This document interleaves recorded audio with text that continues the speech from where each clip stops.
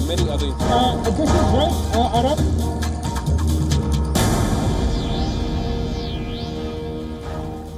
Hello and welcome to WION Live broadcast from London. I'm Giles Gibson. Let's take a look at your latest headlines.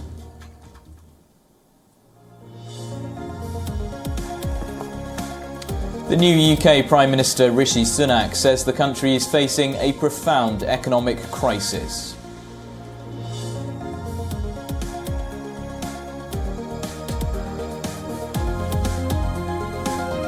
Russia claims once again that Ukraine is preparing to use a dirty bomb on its own territory. That's an accusation dismissed by both Kyiv and its Western allies.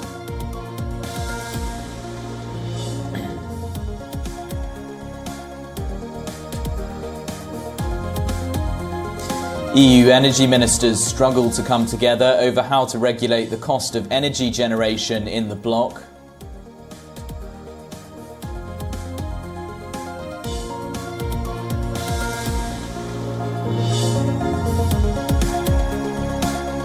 Palestinian authorities say 6 people have been killed after Israeli forces raided the city of Nablus in the West Bank.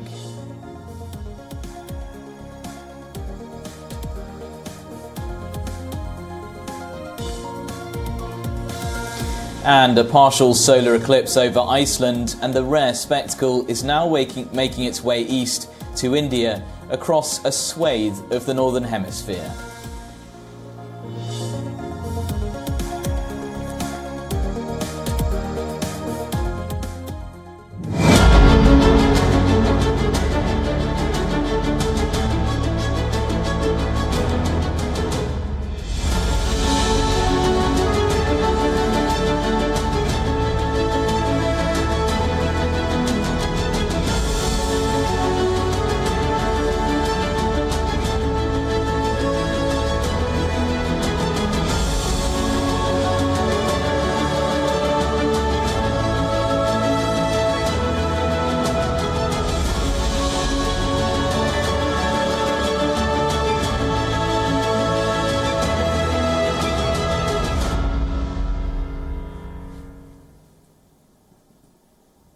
Thanks very much for joining us here on WION. Let's go to our top story. And Rishi Sunak, the new UK Prime Minister, says the country is facing a profound economic crisis. But he says he's not daunted by the challenges that lie ahead. Take a listen. The government I lead will not leave the next generation, your children and grandchildren, with a debt to settle that we were too weak to pay ourselves. I will unite our country, not with words, but with action. But some mistakes were made, not born of ill will or bad intentions. Quite the opposite, in fact. But mistakes nonetheless. And I have been elected as leader of my party and your Prime Minister, in part, to fix them. And that work begins immediately. Now, earlier on, Rishi Sunak was invited to form a government by King Charles at Buckingham Palace. He replaces Liz Truss at 10 Downing Street, who only took over at the start of September, but was forced to resign after market turmoil rocked the British economy. Well, let's go live now to our London correspondent, Alex Isat, who's standing by for us. Alex, just start off by fleshing out some of the other details from that first speech by Rishi Sunak outside 10 Downing Street. It was a really interesting, powerful speech, actually. I do think that he said the word trust a number of times, and that's clearly what he wants to put across, that the country needs to trust him, that he needs to be credible. There were quite a lot of other things that he said. Obviously, he started off there with Liz Truss, suggesting that she didn't mean to do anything wrong to the economy, but unfortunately mistakes were made. So a little dig there at the past. And he's suggesting that now he can be the one to fix it. As he's going forward, he talks about long-term plans, he talks about putting the country first. He asks that we all come together now so that we can move forward together. He did also say that there will be difficult decisions ahead when it comes to a cost of living. And also we did hear that from the Chancellor Jeremy Hunt when he took over from former Chancellor Kwasi Kwarteng, when he also said those words, there will be difficult decisions to be made. So we're not expecting that suddenly Rishi Sunak will come in and the economic policies will all completely change and we will have a different outlook on the cost of living crisis. He obviously spoke about the 2019 manifesto as well, suggesting that he is going to be implementing some of those policies that the country voted for when they voted in the Conservative members. Now that is quite interesting in itself because the opposition have repeatedly been suggesting that there is no manifesto, that Rishi Sunak is unelected and he has no policies to be put forward. But there he's saying it's not true. He does believe in that manifesto and he wants to use it again to help build the economy. He talks about the NHS, he talks about how we can make sure that we can go forward and have economic growth, but in a stable way as well. I do think that what he was trying to show the country that it's up to us all now to come together and to move forward from what has been quite a disastrous couple of weeks, well, couple of months really, and that all the country must unite and that with action he could be the one to restore trust.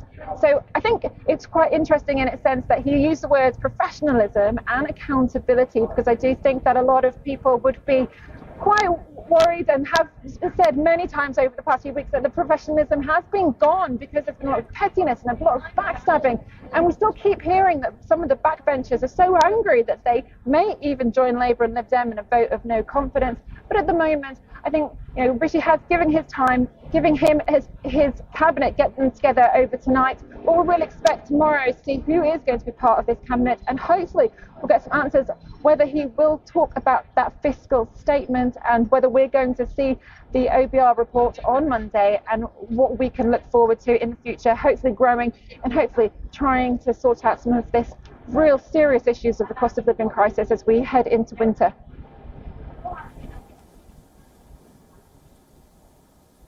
All right, thanks for that, Alex. That was Alex Isat live for us in London. All right, let's get some more analysis on the new British Prime Minister. We are joined live by Greg Swenson, who is a political and economic commentator. Greg, thanks very much for being with us. I just want to get your thoughts on that pledge from Rishi Sunak to bring the Conservative Party, to bring the country together after such a lot of turmoil over the last few months or so. What do you make of his chances of actually managing to do that? Yeah, I think it's a big challenge, Giles, and I'm not sure that anybody could do it right now. And I appreciated the fact that, he used some honesty and some candor about the economic challenges ahead.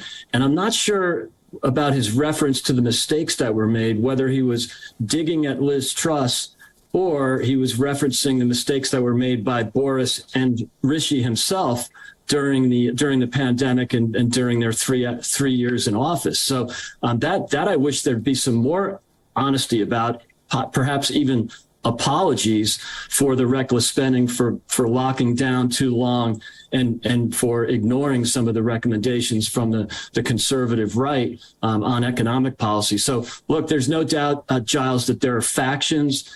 It's a bit tribal. There's definitely divisions in the Conservative Party and divisions in the country.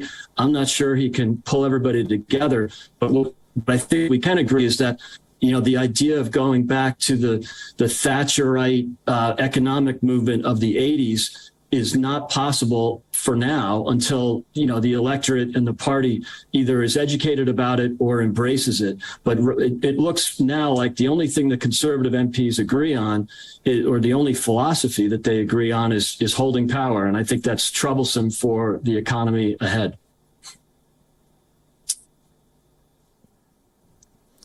And you mentioned Liz Truss's mini budget there, all of the market turmoil that we've seen over the last few weeks or so. What do you think Rishi Sunak has to do in the next few hours, the next couple of days, to reassure international investors around the world about the UK's public finances? Yeah, it's a great question, Giles, and there's no doubt there was some volatility. I think, if anything, he should just be very deliberate and very careful about what he does. That's the mistake of Liz and Kwasi was maybe going out of the gates a little too quickly with what appears now to be radical policy. It wasn't radical 30 years ago, but in retrospect, the Thatcher years almost look like an exception, not a turning point. I think if there is going to be a return to conservative economic principles, it's got to be done slowly and deliberately.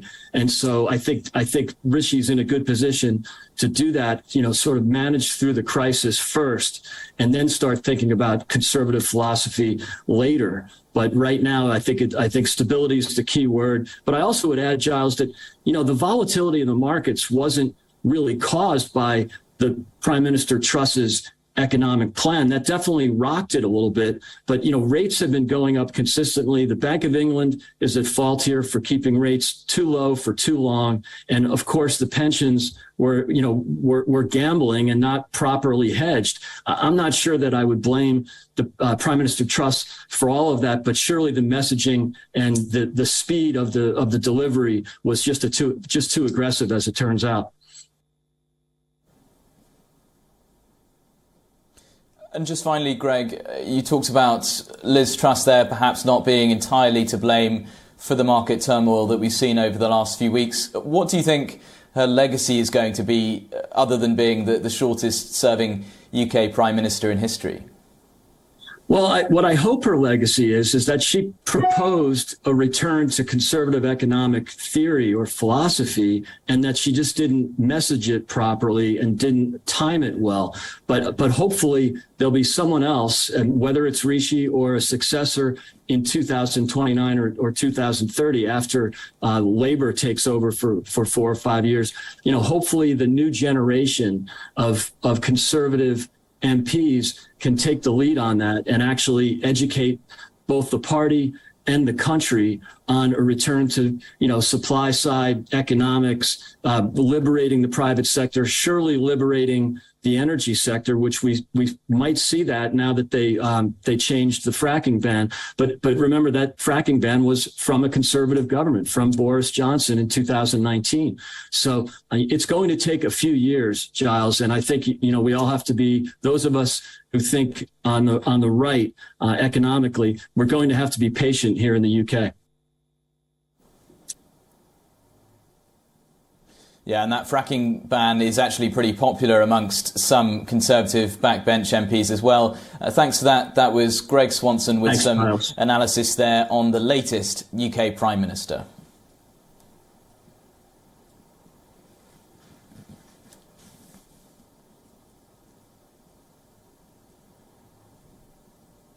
Let's move on to some other news now. And an explosion has been reported in the Russian-held city of Melitopol. That's in southern Ukraine.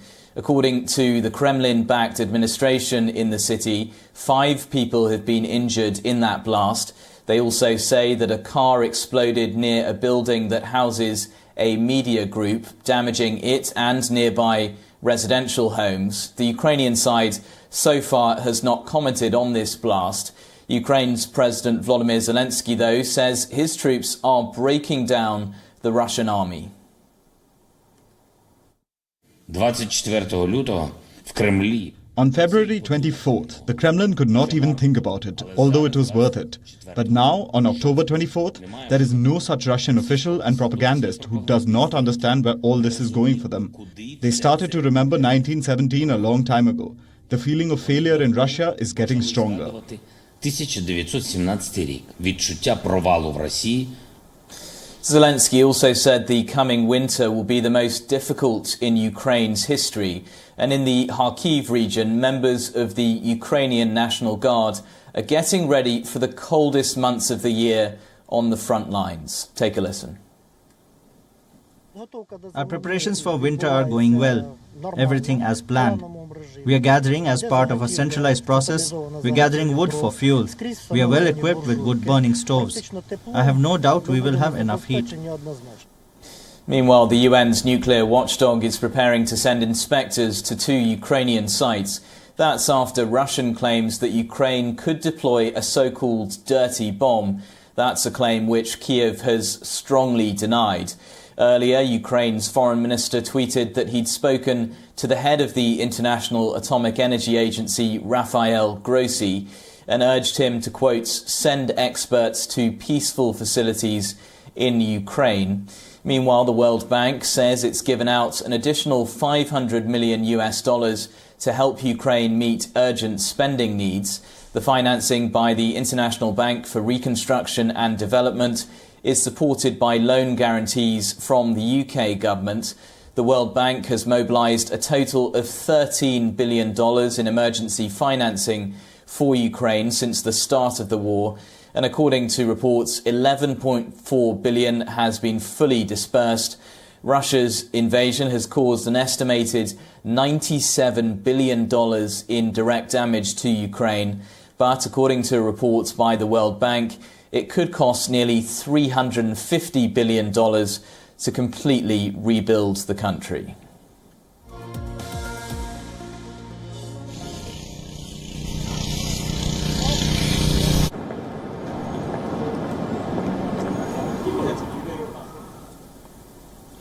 Violence has erupted in the West Bank after Israeli security forces entered the town of Nablus. Palestinian officials say 6 people have been killed in those clashes. According to the Israeli military, security forces raided a hideout that was allegedly being used as an explosives manufacturing site by a local group called the Den of Lions. It also said the explosives manufacturing site has now been destroyed. According to Palestinian officials, several gunmen were also wounded in the shootout, some of them belonging to the Den of Lions group. Nablus has been a flashpoint for violence since Israel began a crackdown in the West Bank in March of this year.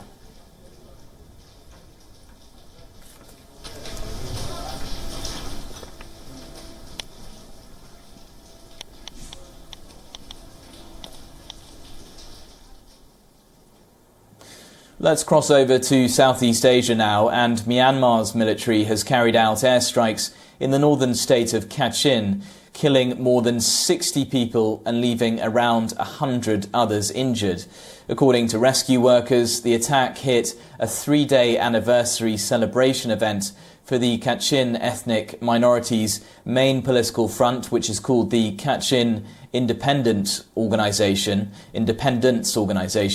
The event was being held at a base used for military training by the Kachin Independence Army, with reports saying there were 300 to 500 guests present.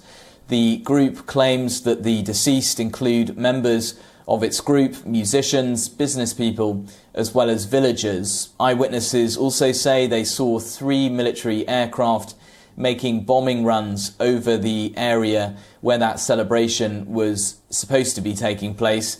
The reported attack comes 3 days ahead of a meeting of foreign ministers from the Association of Southeast Asian Nations, also known as ASEAN, where they're set to discuss violence in Myanmar.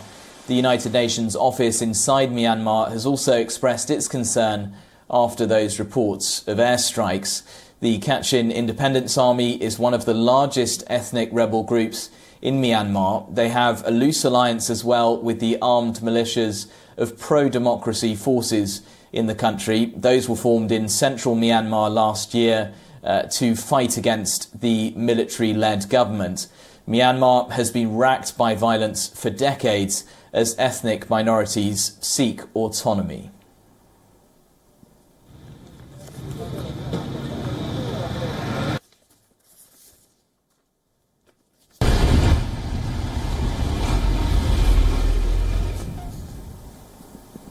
The first Syrian refugees in Lebanon to return home under a new repatriation scheme are set to leave tomorrow. However, rights groups fear the programme may not be voluntary. Here's more details on that. The first Syrian refugees in Lebanon to return home under a new repatriation scheme leave on Wednesday. But few in this impoverished camp in the Bekaa Valley say they will sign up. And rights groups fear the programme won't be as voluntary as it purports to be. Concerns are growing about coercion. The groups say it's already occurring in Turkey, where 3.6 million Syrian refugees are registered. This year, both host countries have ramped up pressure on refugees to go back. Manal, who did not give her last name, earns a little over $2 a day sorting firewood. She lost her 2 sons to an airstrike in Deir ez-Zor and fled to Lebanon with her 2 daughters. In the end, I prefer living this hard life to living through a war. It's easier to live this humiliating life than to lose people from my life. I am not ready to lose my girls in the war. Most said they wouldn't go back until it was safer. But Khalfa Ramadan as-Safa said she might as well leave the desperate conditions of the camp. Nothing's worth it anymore. We're close to dying anyway. Nothing is worth it. We will go, finish our lives out, and that's it. Lebanon says its General Security Agency will facilitate voluntary returns, a repeat of 2018 when it repatriated about 400,000 Syrians. United Nations Refugee Agency UNHCR didn't back that process, but had representatives on site if refugees had questions and may play the same role this time. General Security did not respond to requests for comment. Rights group Amnesty International said some past returnees were subjected to detention, torture, rape and forced disappearance. It also said attacks on Syrian refugees in Lebanon, which hosts hundreds of thousands of them, have increased. Amnesty's Syria researcher Diana Seman says Syria is not safe for returns. From our perspective, any kind of voluntary returns need to be based on free and informed consent. And our research shows that for now, it's very difficult for refugees to make that free and informed or to take that free and informed consent of return, given the dire conditions that they are currently living in Lebanon. Human Rights Watch on Monday accused Turkish authorities of arbitrarily detaining and deporting hundreds of Syrian refugees this year. Senior migration official Savas Unlu said the allegations were baseless. Under the non-refoulement principle, asylum seekers should not be forced to return to a country where they may be persecuted. And let's get some sports news now. Former Australian Test cricket captain Tim Paine has accused the South African cricket team of ball tampering in a tell-all autobiography that addresses the fallout of the 2018 Cape Town Test. He also claims he was hung out to dry by Cricket Australia, which is the sports governing body in Australia, after a sexting scandal dating back to 2017 emerged ahead of last year's Ashes series. The Sandpaper Gate scandal shook Australian cricket to its core and saw Steve Smith and David Warner banned for a year. Another player, Cameron Bancroft, was also hit with a 9-month ban. Paine now alleges that Australia were not the only team guilty of ball tampering. He says the Australian team approached the umpires about alleged South African ball tampering in the very next test back in 2018. Paine has returned to domestic cricket after nearly a year's break. He was cleared by Cricket Australia's integrity unit of accusations of breaching its code of conduct, but he was still pushed to resign by the board. South African cricket authorities have not commented on these allegations from Paine, and Australia and South Africa are set to play a 3-match test series in December and January next year.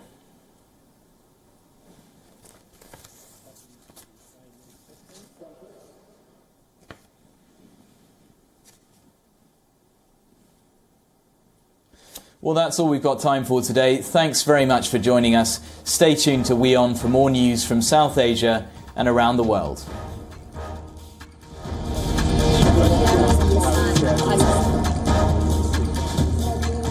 This is right, Arab.